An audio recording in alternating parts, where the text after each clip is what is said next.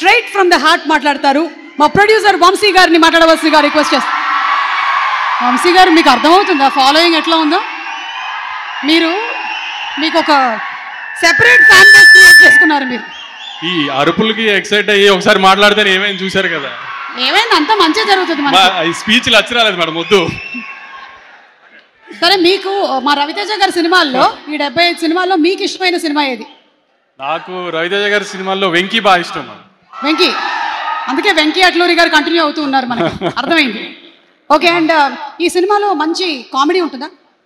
ఒక రవితేజ గారి సినిమాలో ఇప్పుడు నేను చెప్పినట్టు వెంకీ కానీ, ఇందాక మీరు చెప్పినట్టు ఒక విక్రమార్కుడు కానీ, లేదంటే కిక్ కానీ, అన్నింటిలో నుంచి మీరు ఒక రవితేజ గారి సినిమాల్లో మీరు ఏం ఎక్స్పెక్ట్ వస్తారో థియేటర్కి, ఆ ఎలిమెంట్స్ అన్ని అయితే ఖచ్చితంగా ఉంటాయి మేడం.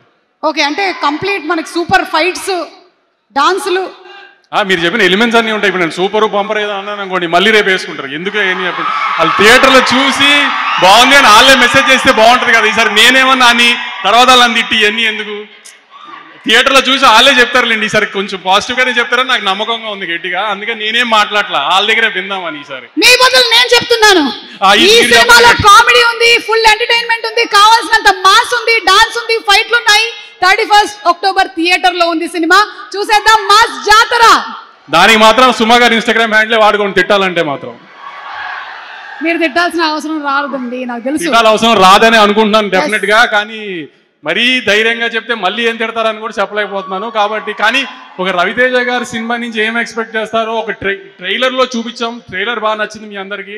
ట్రైలర్లో ఉన్న ఎలిమెంట్స్ ఏవైతే మీకు నచ్చినాయో అవన్నీ సినిమాలో ఆ 2 minutes ట్రైలర్ని 2 hours చేస్తే ఎలా ఉంటుందో అలానే సినిమా ఉంది డెఫినెట్గా. అదైతే మేము డిసప్పాయింట్ చేయదనుకుంటున్నాను.